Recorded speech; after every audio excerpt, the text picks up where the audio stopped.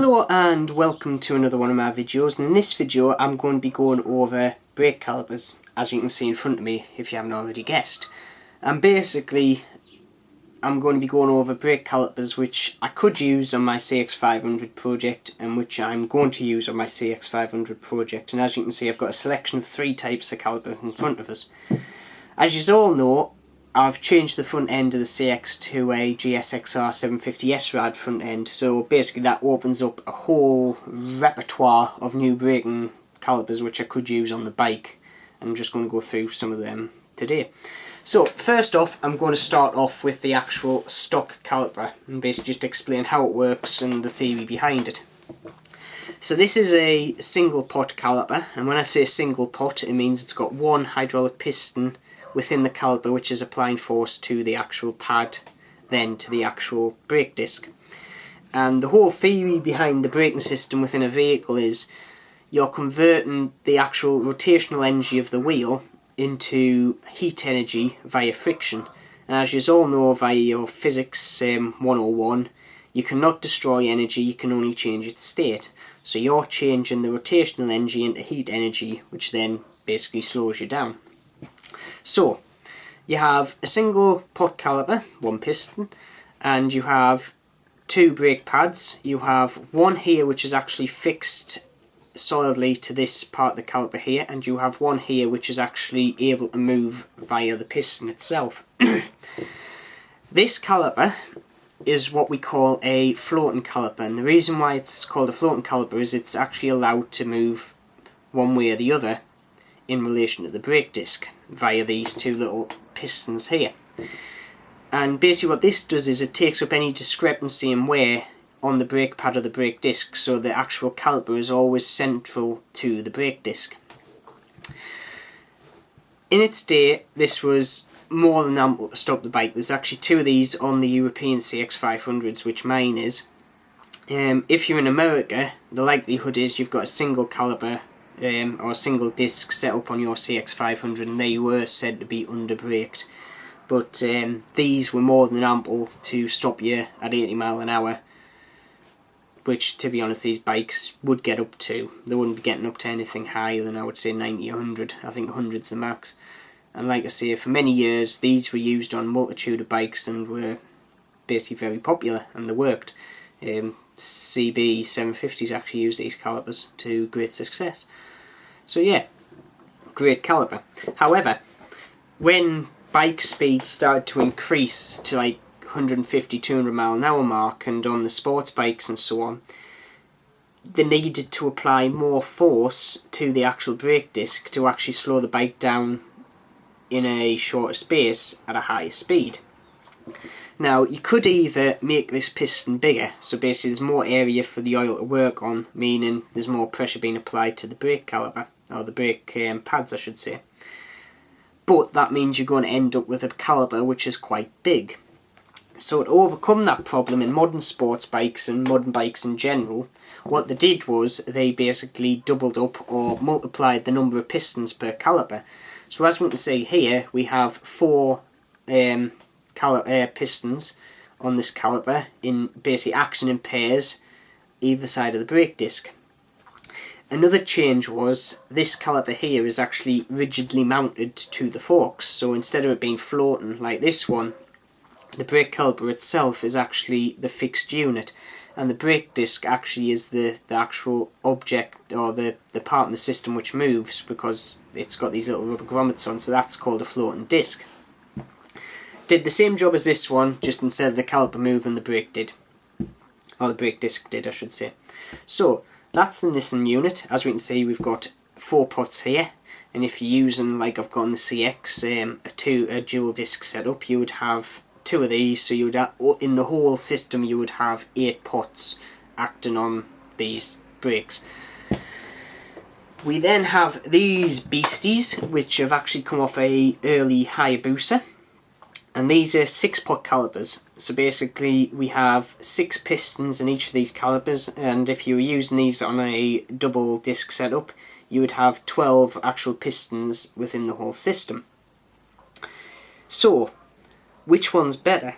Now, there's a big debate over these calipers in particular on a lot of superbike forums, because that's where I went on to actually see which one was better to decide which one I was using. A lot of people say these are better, a lot of people say these are better, and some of these are likely to distort, these are basically a lot easier to maintain and cheaper. The thing is, what I don't like with all with all these arguments is there's no mathematics to actually prove which is which. And to be honest, the mathematics to actually prove is pretty simple. It's basically just finding out the area of the pistons in each of the calipers, so the overall area. So what I did was I just did a quick little mathematical thing here. We've got the 6-pot caliper here, we've got the 4-pot caliper here, and then we actually have the overall ratios in comparison with the actual master cylinder to the calipers. So to start off with, we've got the 6-pot here, which is made up of 4 27mm pistons and 2 24mm pistons, so that's diameter, in each of the calipers. So when we worked it out, we can see that 2 calipers has a total area of 6,390.4mm squared. We then move on to the 4-pot, which has 2 34mm diameter pistons and 2 30mm diameter pistons. So if we add that up in a dual disc setup, so 2 calipers, we have 6,459.2mm squared. So mathematically, this actual caliper here has more surface area than these 6 pots. So technically, if you were using the same size master cylinder, the 6 pots would apply more pressure. And I did a little calculation at the bottom here with my master cylinder, which has a diameter of 14mm, which then gives you a total area of 153.9mm squared, which basically you're putting the force against. So if we then put that into relation of the calipers, the 6-pot has a ratio of 41.5. So basically it's 41.5 times more area than the actual master cylinder. However, the 4-pot is 42 times more than the master cylinder. So the actual 4-pot is slightly better than the actual 6-pot using my actual master cylinder setup. So mathematically, the Nissans are actually better performers. However, I'm not actually going to be using the Nissans on my bike. And now you've got some of you screaming at the thing going, you've just mathematically proved that the Nissans are actually better performance-wise than the actual Tokos. Well, yes, and the Nissans are also less money to maintain. There's less likely of warpage within the actual caliper due to heat because of the braking forces. But I'm using it on a CX500. The maximum speed I'm going to be getting up to is around about 80 mph an hour. These brakes here are off a higher booster. Now, if you're braking from 200 mph an hour, okay, there might be some warpage in these discs because of the heat they're trying to dissipate compared to these ones. But I'm looking at kind of a long-term aspect of maintenance and basically money. So, with these calipers, because we've actually got a smaller brake pad, the force which these are applying is actually over a smaller area. So that means the heat build-up is actually focused in a more basically focused area, which then could lead to brake warpage, because basically if you've got heat which is focused in one particular area of the brake disc, it can warp, and basically that's when you get kind of the little shudders on your brake lever when you've actually got the warped disc actually pressing against these pistons. Whereas the Toko units, because they've got a bigger area of pad, this actual force is actually passed through the disc over a wider area, which means there's less heat build-up in a particular place, which then reduces the chance of actually the discs warping. Another thing is, like I say, my bike's not going to be getting over 80 mph an hour, no doubt. These brakes are rated up to 200 plus mph an hour. These brake pads are going to last a lifetime along with the brakes. So that means maintenance on these should be very minimal. Now, I know a whole seal kit for both these calipers is around about 95 quid, and that's basically all the seals and stuff. However, looking at these calipers and how good of a condition they're in, if I just keep cleaning them up every so often and not taking it out in the salty weather when the salt's on the roads, which I'm not going to because this is going to be like a show slash fun bike to ride in the summer, I shouldn't have too much problem with these. So all said and done, even though these perform better mathematically and no doubt in real life, yes, I'm going to be using these ones. At the speed I'm doing, I'm not going to even notice the slight performance benefits of the 4-pot caliper.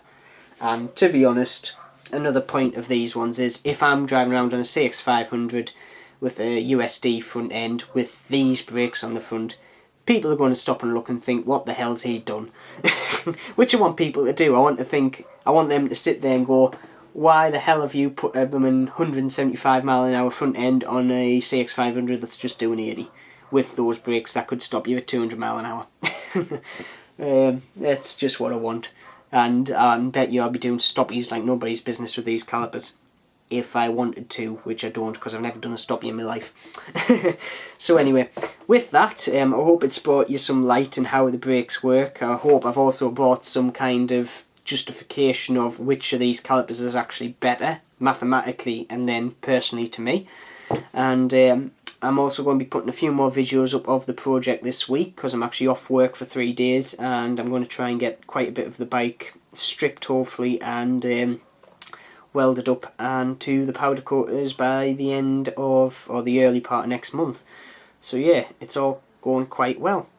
So anyway, with that, I shall leave you. As always, keep safe, and I shall see you soon.